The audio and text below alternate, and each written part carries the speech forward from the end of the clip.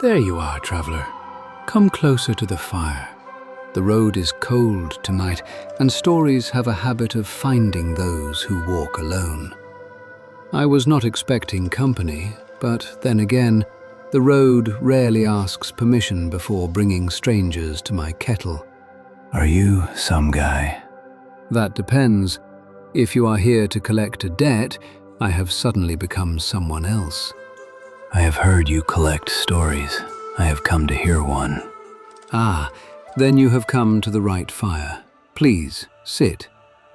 The stranger lowered himself onto the fallen log across from me. His hood was drawn deep, too deep. Not from shame, from habit. Bandages covered both eyes, wrapped tight beneath the shadow of the cloak. And beneath those wrappings, there was light. Not the soft silver of Elune, not the gold of dawn. Fell green, faint, restless, like an old wound that had never learned how to sleep. Tell me about the betrayer. A dangerous request. Stories have value, especially the old ones. Payment is customary. Gold, food, a relic? None of those, only a drink. One worthy of the tale you ask me to tell. The traveler reached beneath the cloak and placed a small obsidian flask beside the fire. The glass was dark, the runes carved upon it burned emerald. Inside, a brew swirled like liquid fell. Even the fire seemed to lean away from it. This was given to me long ago. I believe it belongs with your story. I have tasted many brews in my time, some sweet, some bitter, some that made me question my life choices by sunrise. But this one smelled of ash, ancient forests, rain on old stone, arcane power, and beneath it all, fell. Every brew tells a story. Some remind us of home, some help us forget, and a rare few show us roads history chose not to walk. To stories, and to those willing to question them. The world changed. The fire slowed, the trees faded into mist, the stars stretched above me like rivers of light. Memories rose from the cup. Some burned gold, some shimmered violet, some glowed green as fell flame. I saw ancient Kalimdor, the well of eternity, the burning legion, the black temple, Argus, and far beyond, a lone figure standing before an imprisoned titan. Past, present, possible future, all tangled together. Some moments clear as polished jade, others only mist. So listen carefully, traveler. What I'm about to share is built upon the history we know, the history recorded, and the possibilities history has not yet revealed. Some roads beneath our feet are solid, others are only shadows in the mist. But every road begins somewhere, and this one begins long before the world knew the name Betrayer, before the prison, before the horns, before the burning eyes. There was only a gifted young night elf named Illidan Stormrage. The fire disappeared. The warmth of the campfire gave way to something far older, far grander, far more alive. I was no longer sitting beside a lonely road. I was standing at the dawn of an age. Before kingdoms, before dragons ruled the stories of mortals, before the Horde, before the Alliance, before nearly every legend we know today, there was Kalimdor. Not the broken continent we know now, not divided by oceans, not scarred by ancient wars. This was the world as it once dreamed itself to be. Forests stretched farther than the eye could follow. Ancient trees rose like living cathedrals. Crystal rivers wound across the land like ribbons of liquid sapphire. Creatures long since forgotten moved through untouched wilderness. The air itself shimmered with magic, Not forced, not summoned, simply alive. It flowed through every leaf, every breeze, every mountain, every living thing. And at the heart of that harmony stood a lake unlike any other, the Well of Eternity.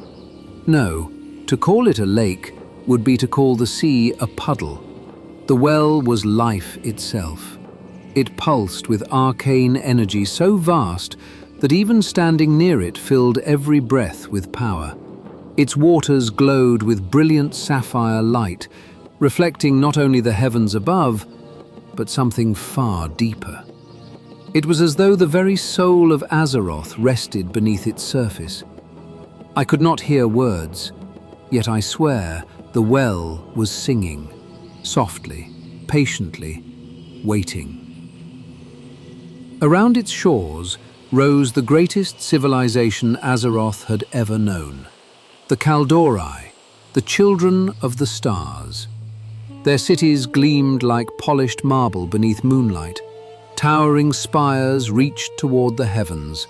Gardens bloomed in impossible colors throughout every season. Libraries contained knowledge gathered over thousands of peaceful years. Artists sculpted beauty from stone. Scholars bent the arcane to their will. Priests offered songs to a loon beneath silver moons. It was an age of wonder, an age of discovery, an age when many believed the night elves had reached perfection. And perhaps that was the beginning of the end. For history has taught us something again and again. The greatest civilizations rarely fall because they are weak. They fall because they begin to believe they cannot. Power, when left unquestioned, slowly becomes pride. Pride becomes certainty, and certainty has a habit of inviting catastrophe. Among the countless scholars and seekers who devoted themselves to the well, 2 young elves stood apart from all the rest, brothers, twins, yet as different as moonlight and wildfire. The first, Illidan Stormrage. Even as a young elf, there was a quiet wisdom about him. While others sought recognition, he sought understanding. While mages competed to master greater spells, Illidan wandered beneath ancient trees, listening to winds few others noticed. He believed knowledge was something to be respected, not possessed. Many mistook his silence for weakness. They would eventually learn how wrong they were. Then there was his brother, Illidan Stormrage. Where Illidan was calm, Illidan burned. Magic answered him as though it recognized an old friend. His command of the arcane astonished teachers who had studied for centuries. Spells that challenged seasoned highborn came naturally to him. He learned faster, thought faster, dreamed bigger. Some called it genius. Others whispered that no mortal should wield such effortless talent. Perhaps both were true. Illidan did not merely study magic, he understood it. He questioned it. He challenged those who insisted there were limits. To Illidan, limits existed only because someone had not yet discovered how to overcome them. It was an extraordinary gift. It would also become an extraordinary burden, because unmatched talent often carries a hidden curse. The certainty that you can solve problems no one else can. Watching them together, I found it difficult to imagine what history would one day make of them. They laughed together, argued like brothers often do, shared dreams of the future. Neither could have imagined that one day songs would praise one while condemning the other. History has a curious habit. It remembers outcomes. It often forgets beginnings. Standing there, watching these 2 young elves speak beside the shimmering waters of the well, I saw no villain, no monster, no betrayer, only a gifted young man, certain that there must always be another answer. Perhaps that was his greatest strength. Or perhaps it was the first step toward becoming everything history feared. As the brothers disappeared into the streets of their magnificent city, the vision shifted once more. The laughter faded, the sunlight dimmed, and another figure entered the story. A young priestess, graceful, compassionate, wise beyond her years. She did not yet know it, but the hearts of two brothers and the fate of Azeroth itself would one day be forever intertwined with hers. Her name was Tyrande Whisperwind. The vision carried me forward. The bustling streets of ancient Sulamar faded into quiet temple gardens bathed in silver moonlight. The air was filled with the fragrance of blooming moon lilies. Priestesses walked softly beneath marble archways, their voices joining together in hymns dedicated to Elune. There, among them, stood a young woman whose presence seemed to calm the very wind. Tyrande Whisperwind. History remembers Tyrande as a high priestess, a leader, a warrior. But long before she became any of those things, she was simply a young Kaldori trying to understand the will of her goddess. She possessed neither the unmatched magical talent of Illidan nor the growing connection to nature that was beginning to shape Malfurion. Yet there was something about her that neither brother possessed. She understood people. She saw strength where others saw weakness, hope where others saw despair. She listened before she spoke, and when she did speak, others listened. As I watched, the brothers approached her. Their smiles were genuine, their laughter effortless. For a fleeting moment, they were simply three lifelong friends. No prophecies, no wars, no burdens, only youth. How strange it is that history often remembers the ending while forgetting that every tragedy once began as happiness. Both brothers admired Tyrande. That much was plain to see.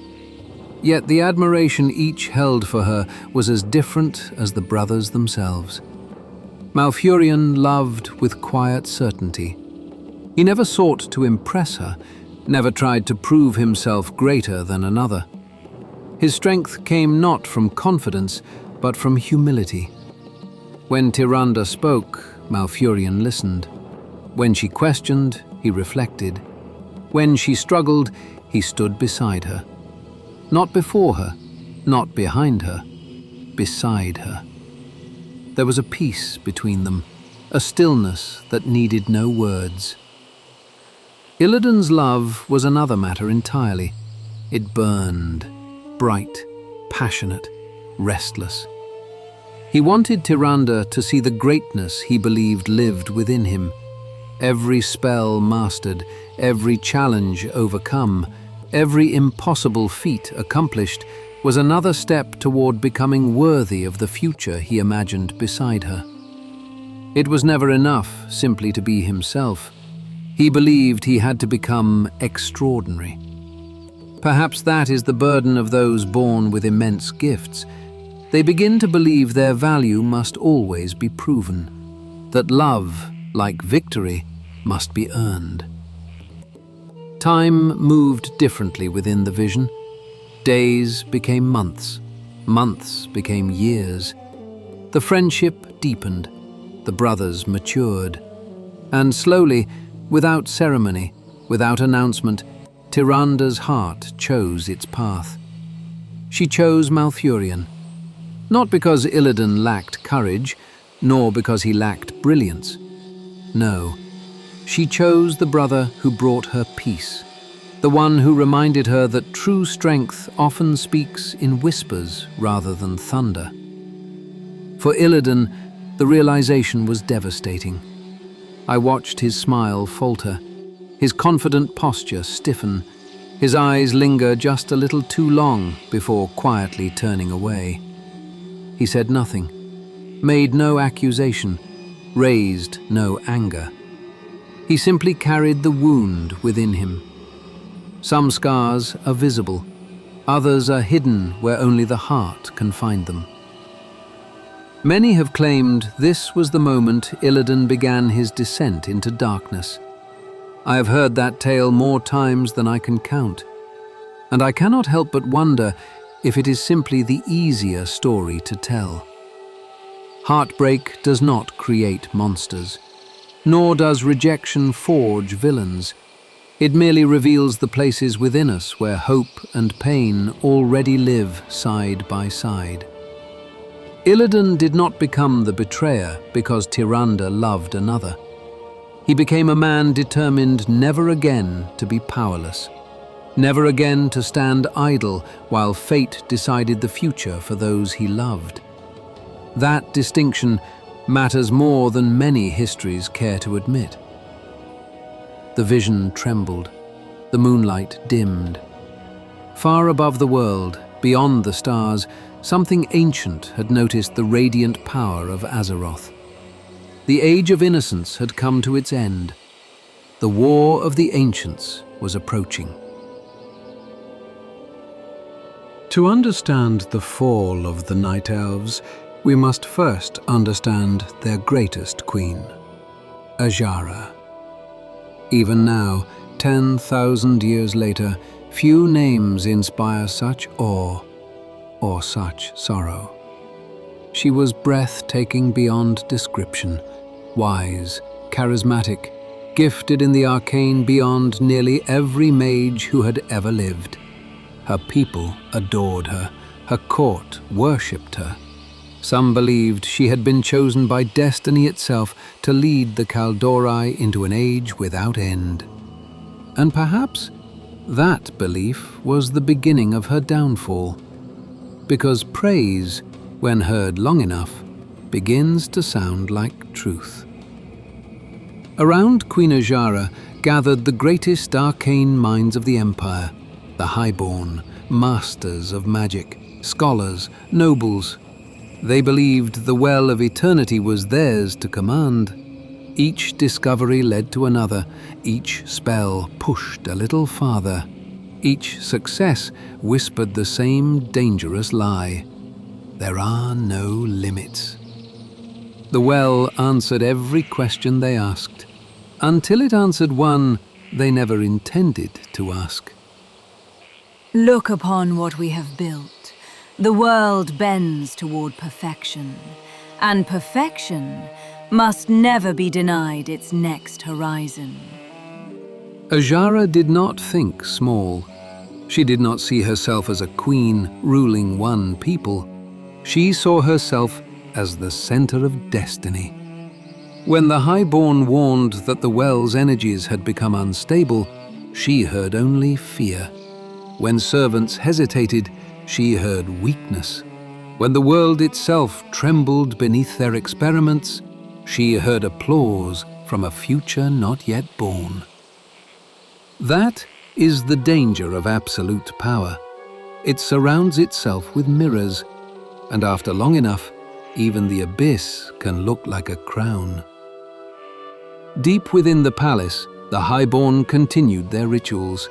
Arcane circles burned brighter, the well pulsed faster.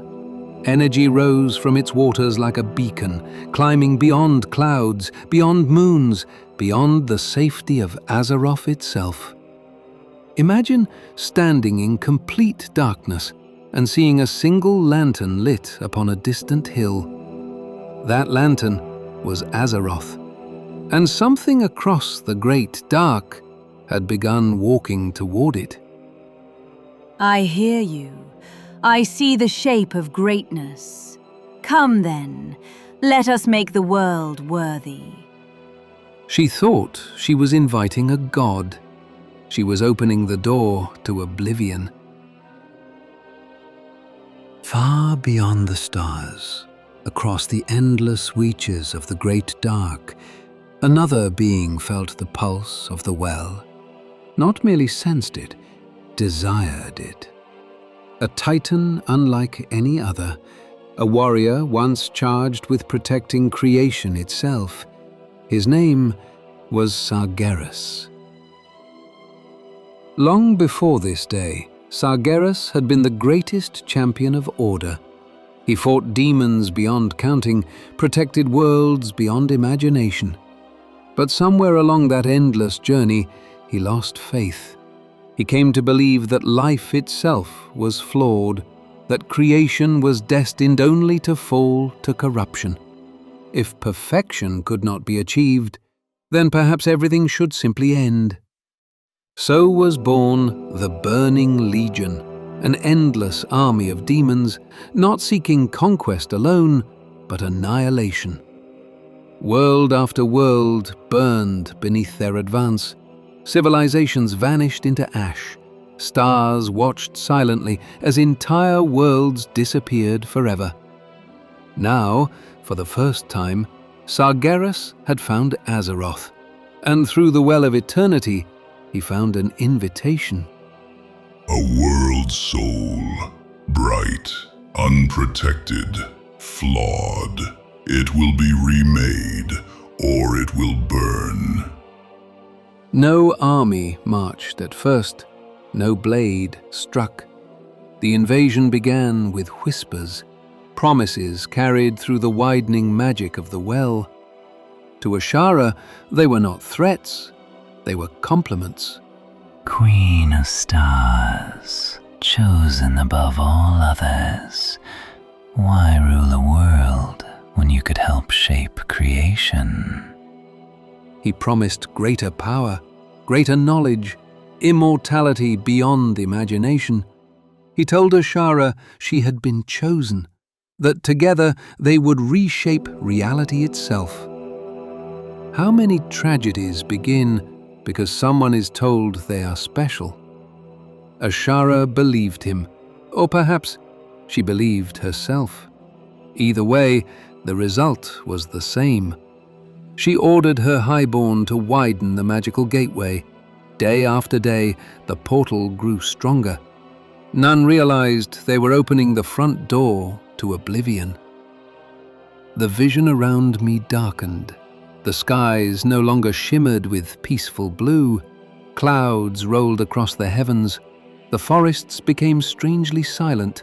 Animals fled without knowing why. Even the ancient dragons turned their gaze toward the well. Something was terribly wrong. Then I saw them. At first, only shadows, towering shapes walking through emerald fire, infernals crashing into forests like falling stars, fell guards marching across the land in impossible numbers, winged horrors filling the sky. The Burning Legion had arrived. The first screams echoed across Kalimdor. Cities that had stood for thousands of years burned within hours. Temples collapsed. Rivers turned black with ash. Families fled into forests already consumed by fell fire. The greatest empire Azeroth had ever known was dying. The Burning Legion did not fight like mortal armies. It did not tire. It did not mourn. It did not hesitate. For every demon that fell, another seemed to rise from the burning gateway around the well. The Kaldari had known pride, they had known power, but they had never known war like this. In the chaos, familiar souls took their first true steps into legend. Tyrande rallied priestesses beneath the light of Elune. She moved through smoke and ruin, not as a queen, not as a conqueror, but as a protector. Stay together, follow the moonlight. No one is abandoned while I still draw breath. Malfurion reached into the heart of the wilds and called for aid. The forests answered. The ancient guardians stirred. Cenarius and the wild gods lent their strength. Even the dragonflights would be drawn toward the conflict. The world is wounded. If we do not stand as one, there will be no world left to heal. Across Kalimdor, old rivalries were forgotten. Ancient guardians stood beside humble hunters. Priestesses fought beside druids. Scholars became soldiers. For perhaps the first time, the world fought together. Yet Illidan watched the battlefield with different eyes. He saw something the others refused to acknowledge. Every battle won cost them more than the last. Every demon destroyed was replaced. Every victory felt smaller. He began asking questions few wished to hear. How do you defeat an enemy that never stops coming? How do you destroy an army that feeds upon endless worlds? How do you fight demons without understanding the power that created them? The answers he received were always the same. Hold the line. Trust in Elune. Trust in nature. Trust in hope. Illidan wanted to believe, but hope was losing. The smoke climbed into the heavens. The Legion continued its advance. And as I watched Illidan Stormrage stare into the burning horizon, I saw something history rarely speaks of. Not ambition, not greed, not corruption. I saw fear. Not fear for himself. Fear that everything he loved was about to disappear. And fear has driven many good people to make impossible choices. War has a cruel way of revealing who we truly are. Some discover courage they never believed they possessed. Others surrender to fear. And a rare few become willing to sacrifice everything, even themselves, if it means someone else might live. The vision carried me to a cliff overlooking the sea. Below, the forests of ancient Kalimdor burned. Smoke smothered the stars. Illidan stood alone. For the first time, I saw doubt in him. Not doubt in his talent, not doubt in his courage, doubt that the path his people had chosen would save anyone. He clenched his fists until blood stained his palms. I cannot watch them die. I will not stand here while the world burns. That was the question that began to consume him. Not whether the Legion was evil, he knew it was. Not whether Azeroth deserved to survive, he believed it did. The question was far more dangerous. What are you willing to become, if becoming that thing is the only way to win? Later, beneath the shelter of ancient trees, the brothers faced one another. Malfurion saw exhaustion in the resistance. Illidan saw extinction. There is always another way. I have searched for another way. I have watched thousands die while we searched. The Legion will not show us mercy, so why should we deny ourselves every weapon? Because the moment we become like them, they have already won. And if refusing their power means losing our world, what exactly have we protected? Neither man convinced the other. Neither wished to fight. Yet for the first time they stood divided. Not by love, not by loyalty, but by belief. One believed evil must never be embraced. The other believed evil could be turned against itself. Both sought to save Azeroth. Only history would decide which path it remembered. This is where many stories grow simple. They tell us Illidan wanted power. That is true, but truth can be incomplete. A starving man wants bread. A drowning man wants air. A world watching demons tear through its people may want power not for glory, but because all gentler answers have failed. Illidan's flaw was not that he did not care. It was that he cared so fiercely, he began to believe no price was too high. And when a soul believes that, there is almost no darkness it cannot justify. Desperation is a door, and the Legion has always known how to knock. Illidan did not walk into darkness because he loved it. He walked into darkness because he believed light alone would fail. That belief made him dangerous. It also made him useful to the enemy. A demon came to him not with a threat, but with an offer. You seek power. I seek victory. There is no difference. There is. If power cannot save my people, then it is worthless. The creature studied him like a blade being weighed in the hand. You are unlike the others. They fear what we are. They fear becoming you. And you? If becoming a monster is the only way to stop monsters, then perhaps someone must pay that price. The words hung in the air. Even now, 10,000 years later, they still echo through history. The vision brightened, not with sunlight, with emerald fire. A presence filled the sky.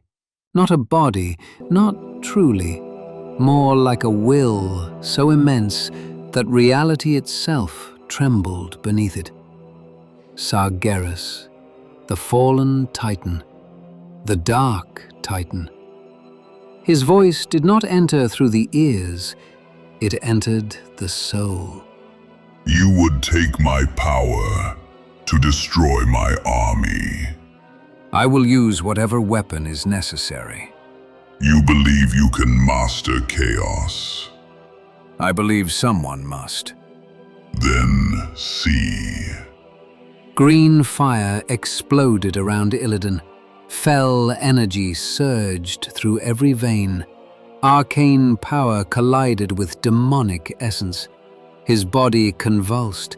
His screams echoed across the mountains. The magic burned through flesh, through bone, through spirit. His eyes, the eyes that had once gazed upon the beauty of ancient Kalimdor, were consumed by emerald flame.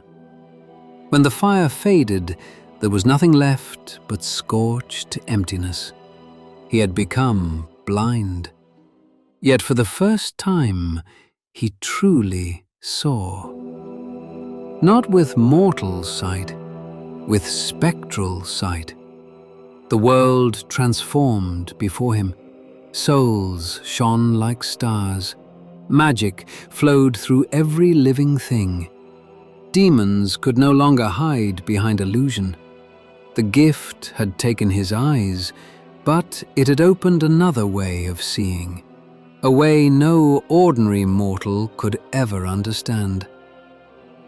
I watched Illidan rise slowly to his feet. Smoke drifted from his skin. Fell marks glowed across his body like rivers of living fire. The man who stood before me looked nothing like the young mage who had once walked beside his brother. He had crossed a line from which there could be no return. And yet, when I looked into the empty sockets where his eyes had once been, I saw no triumph, only sorrow. He already knew what everyone else would one day believe. They would never understand why he had done this. History would see only the monster, not the sacrifice. Was this truly the birth of the betrayer? Or was it the first moment Illidan Stormrage chose to betray only one thing, his own future, so that Azeroth might still have one? The Legion expected a servant, another soul willing to kneel. Instead, they had created something far more dangerous, a hunter. Illidan accepted the Legion's power. He did not accept its purpose, and for a time he walked between two worlds, too demonic for his people to trust, too defiant for demons to truly command. To the Legion, he played the role they wished to see, ambitious, hungry, willing to betray his own for power. How easy it must have been for them to believe that story. After all, it was the same story his own people were beginning to whisper. I watched him move through fell-lit halls, surrounded by creatures that would have torn him apart if they knew the truth. He listened, studied, learned the shape of their plans. Where mortal armies saw endless chaos, Illidan saw patterns. Where others saw monsters, he saw weaknesses. He began to understand the enemy from within, and that understanding became a weapon. But each step deeper into the enemy's shadow made the path back to trust almost impossible. When survivors saw him near Legion forces, they did not see strategy, they saw treason. When soldiers heard his name spoken by demons, they did not hear deception, they heard proof. The title Betrayer was not forged in a single instant. It was hammered slowly, rumor by rumor, fear by fear, choice by choice. The vision carried me to a hidden meeting beneath a broken archway. Malfurion stood with his staff gripped tight. Tyranda's face held pain she struggled to conceal. Illidan emerged from the smoke, fell light burning beneath his ruined eyes. Tell me they are wrong. Tell me you have not given yourself to the Legion. I have given myself to victory. There is a difference. Illidan, what have they done to you? What I allowed them to do. What I chose. Why? Because someone had to stand close enough to the fire to learn how it burns. And when the fire consumes you, then let it consume me after I have used it. There are conversations that history records in stone, and there are conversations it buries because they make judgment harder. This one belonged to the second kind. Illidan's path was dangerous, but it was not empty. His actions helped expose the Legion's designs. He aided the resistance in ways few could see and fewer would admit. He would help steal knowledge and power the enemy thought secured. He would help turn their own arrogance against them. Yet no heroic banner followed him. No songs praised the spy who wore the enemy's skin, because the world does not easily honor those who save it from the shadows. And still, the true danger grew. The portal at the Well of Eternity expanded. Its magic tore at the land. The Legion was no longer merely invading Azeroth. It was preparing to bring Sargeras himself into the world. If that happened, there would be no victory, no resistance, no future, only fire. So the defenders gathered for one final, desperate act. They would strike at the well itself, and if they succeeded, they would save Azeroth and break it. The final battle at the Well of Eternity was not simply a battle for a city. It was a battle for the right of Azeroth to continue existing. Every force that still stood gathered against the impossible. Druids, priestesses, hunters, warriors, ancient guardians, dragons, all moving beneath a sky torn open by fell fire. At the center of it all, the well raged like a wounded star, and through the portal, something vast pressed against reality. Sargeras. Open. Break. Let the flawed world burn clean. The ground split beneath the defenders' feet. Arcane lightning lashed the skies. The Legion fought with the madness of an army one heartbeat away from victory. If the Dark Titan crossed into Azeroth, all hope would end. So the resistance did the only thing left. They turned the power of the well against the portal itself. There are moments when salvation and catastrophe become the same act. This was one of them. The portal destabilized, the well screamed, not like water, like a world in pain. Light erupted from its depths, blue, white, violet, then green, then everything at once. The well of eternity collapsed.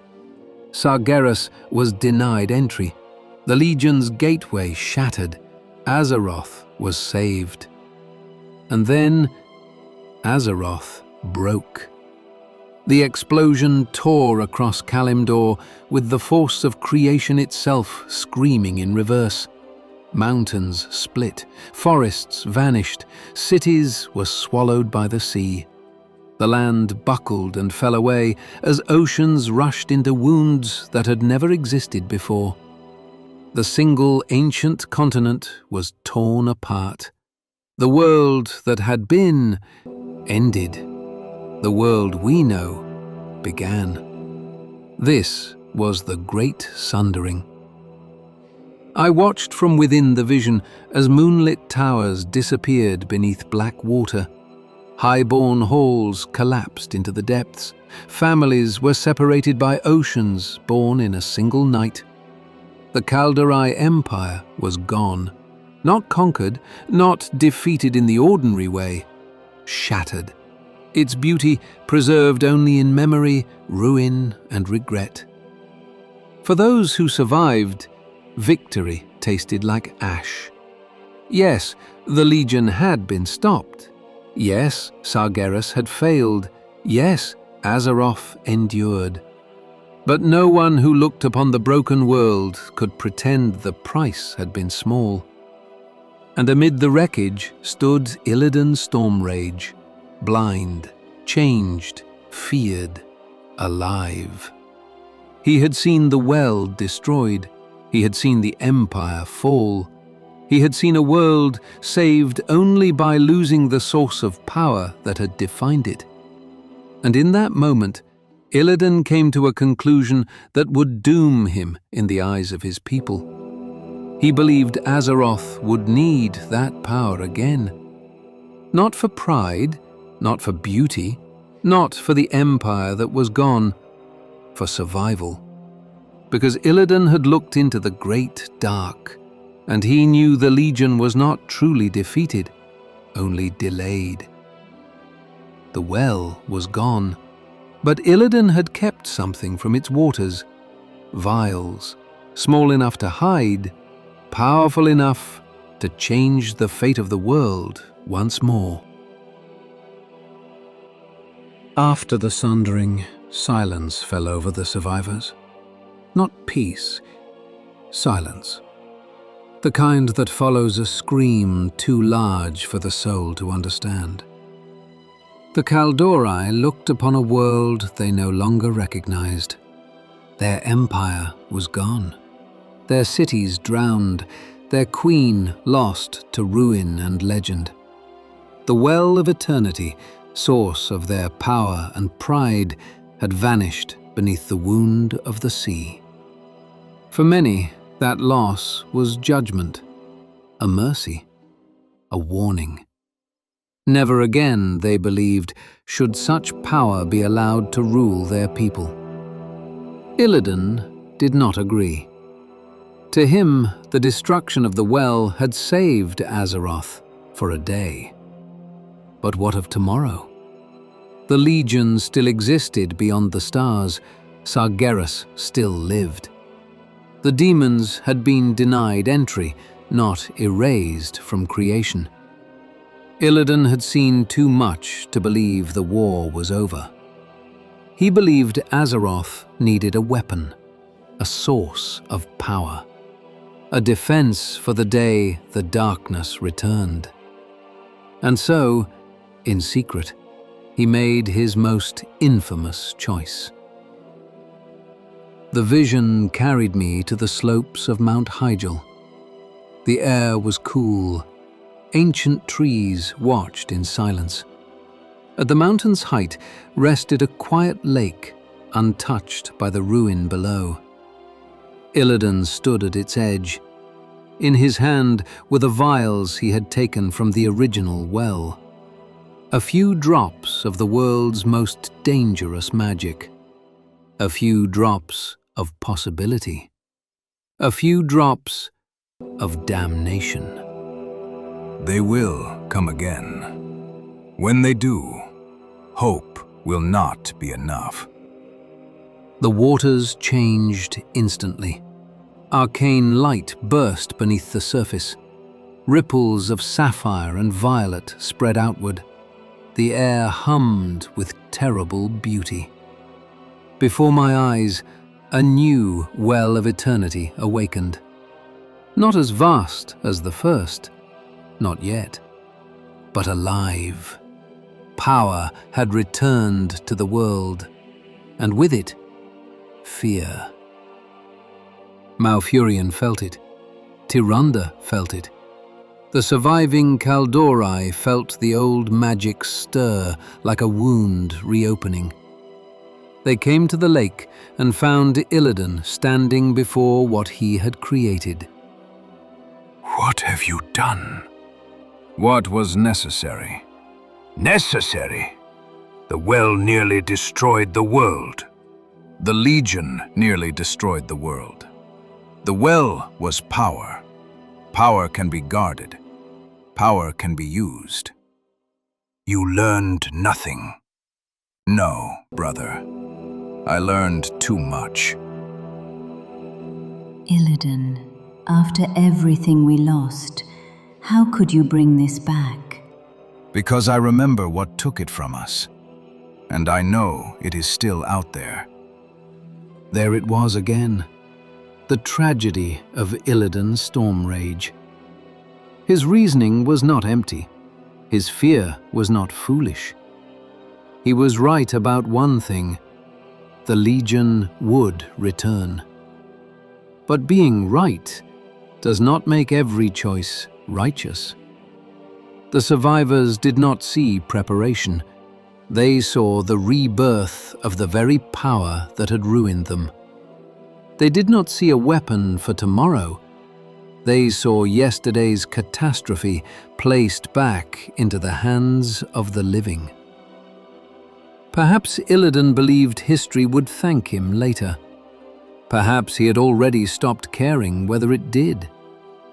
Either way, with the second well glowing behind him, there was no path back to trust.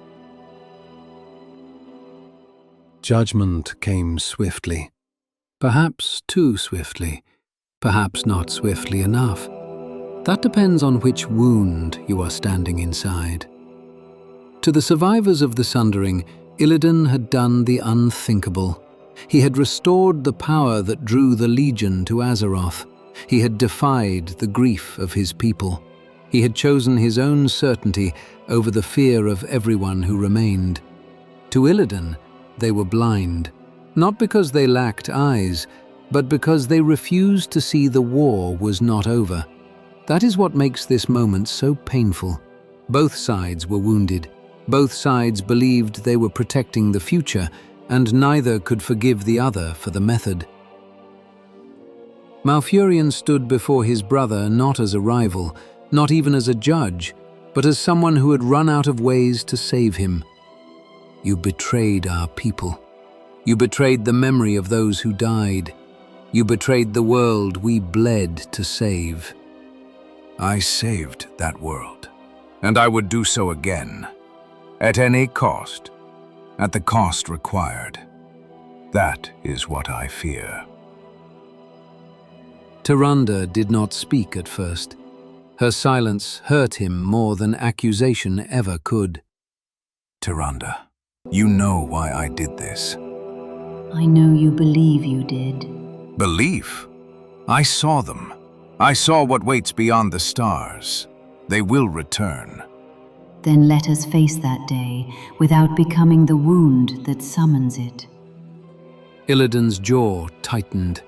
For a moment, beneath all the fell fire, all the pride, all the defiance, I saw the young man from the gardens again, the one who wanted only to be seen. But history had already chosen what it would see. He was bound, not executed, perhaps mercy, perhaps fear, perhaps both.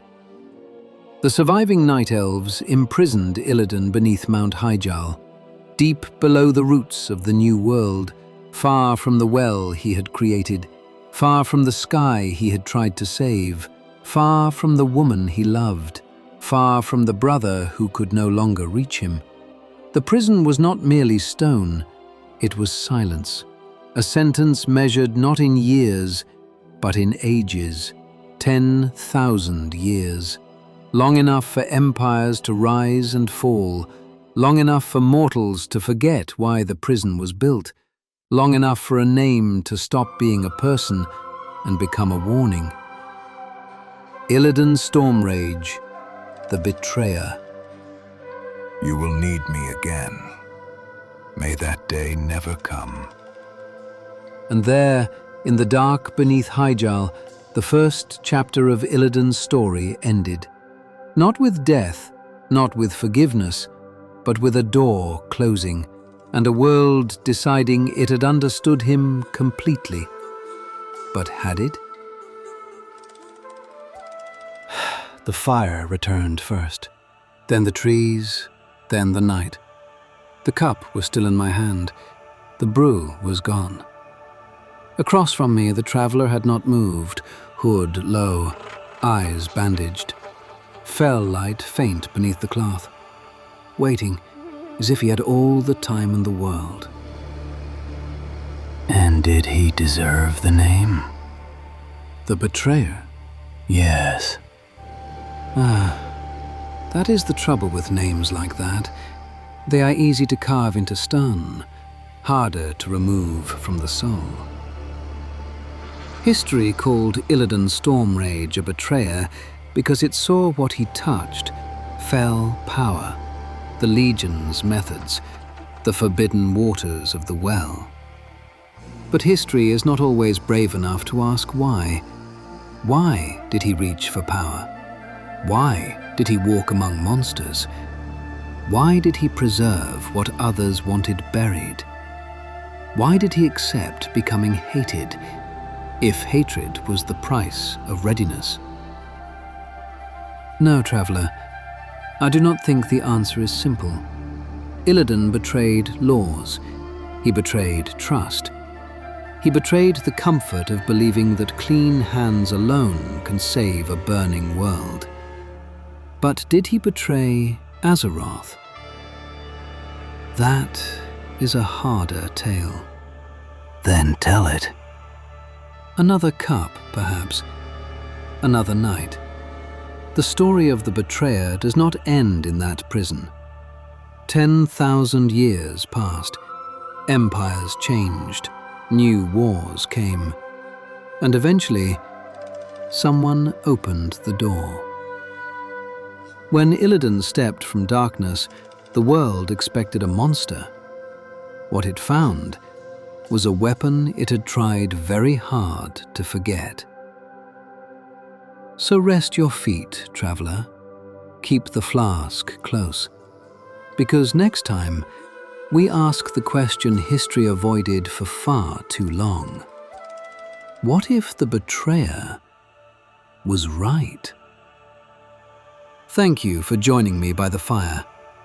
If this tale stirred the embers of your curiosity, return for part 2, The Redemption of Illidan.